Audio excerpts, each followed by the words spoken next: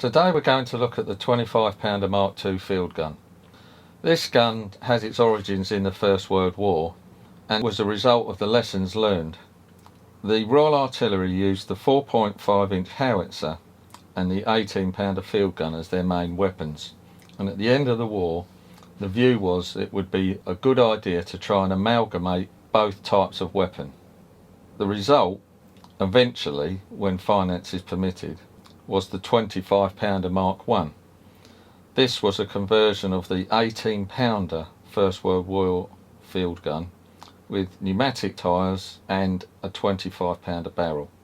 It was this weapon that was taken to France with the British Expeditionary Force in 1940, but unfortunately around 800 of them were lost, which virtually wiped out Britain's entire field gun quota.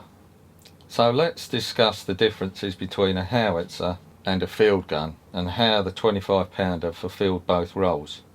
A howitzer is designed for high angle firing. If you wanted to fire on the reverse side of a slope because your enemy was there, a howitzer could do that. A field gun was designed more for flat firing trajectory, i.e. across no man's land.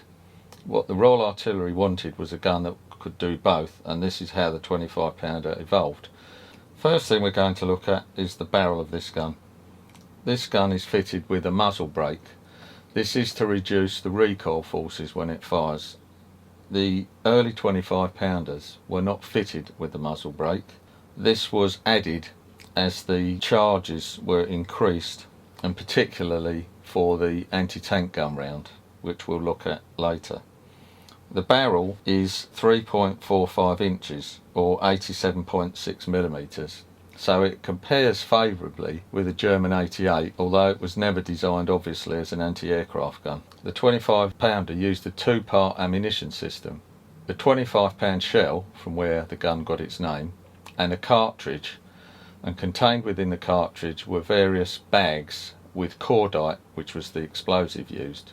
By removing or adding the charge bags, the gun's trajectory could be altered, and this gave the gun the versatility that it needed and proved very effective in the Second World War. Here we see two shells and a cartridge case for the 25 Pounder. The large yellow shell is a 25 Pounder high explosive round. This was the main round used by the gun. The small black round to the right of it is the solid shot armour piercing round. The cartridge contained the cordite bags, the charge bags. We can see an example of a red and a blue bag here. There was also a white bag, and there was also a supercharge. Inside the bags was placed cordite. It looks like spaghetti, which in fact this is, but it's very similar in appearance.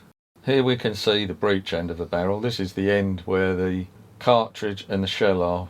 The breech mechanism will drop down, where the shell is then placed in and rammed home. The rammer is shown on the side of the trail at the moment. Once the shell's been placed, the cartridge is put in, the breech is closed, and the gun is ready to fire. The firing pin will automatically cock, and the expended shell cartridge will be ejected as the breech is opened. This system of operation gave the 25 Pounder a very high rate of fire. This gun is deactivated and hasn't got the firing pin in place, but we'll show you an image of what it looks like. Here we see the firing platform attached to the bottom of the gun. This can be lowered and the gun wheeled onto it, and by means of the handspike at the back, the gun can be traversed through 360 degrees for firing. This was particularly useful out in the desert. If you were in danger of being overrun by the enemy, they could quickly turn the gun round and fire into any position. Attached to the back of the trail is something called the banana. This would be fixed to the bottom of the trail, and this prevented the trail from digging in during recoil on very soft terrain. Here we see the two hand wheels for elevation and traversing. As well as being able to move the gun on its firing platform, there was also a limited amount of traverse without having to actually physically move the trail of the gun, so that you could get the required accuracy through the sighted equipment. The maximum range of the 25 Pounder was around 13,000 yards. To achieve this, the sighting equipment located to the left of the barrel was used. Here was fixed the dial sight, which was used to acquire the target. On the left was the charge cone. This was used to work out the charge required to be placed in the cartridge. Above the charge cone was the direct fire telescope, which could be used when a shutter was opened in the front shield. This was particularly useful for anti-tank work.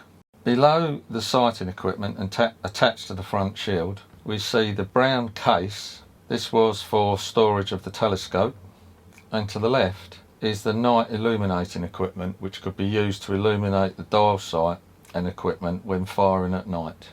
Here on the other side of the gun, again affixed to the front shield, the large brown leather case takes the dial sight when it's not being used. Below in the canvas bag are ball brushes and various other types of cleaning equipment. The small triangular leather case takes a clinometer, which can be placed on the breech block for checking the calibration of the dial sight, but also it can be used in an emergency if the equipment is damaged. Below this you will see 2 wooden storage boxes for spares and tools required for operating the gun.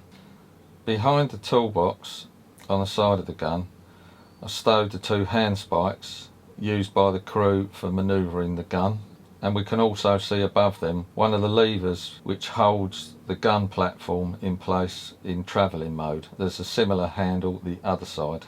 On the front of the shield we can see a shovel, which is self-explanatory. Drag ropes. These were attached to loops on the wheel hubs to enable the gun to be man-handled into position. And below those are the aiming posts. These would be set out in front of the gun at a known range and enabled the gunners to sight the gun accurately. The Mark II 25 pounder had a long life. From coming into service around 1940 and not leaving British Army service until 1980, the 25 pounder was used by Commonwealth forces all around the world, and even after it had ceased to be a frontline gun, was still used heavily for training. We hope you enjoyed learning about the 25 pounder today. If you would like to see more videos, please don't forget to like this video and subscribe to the channel.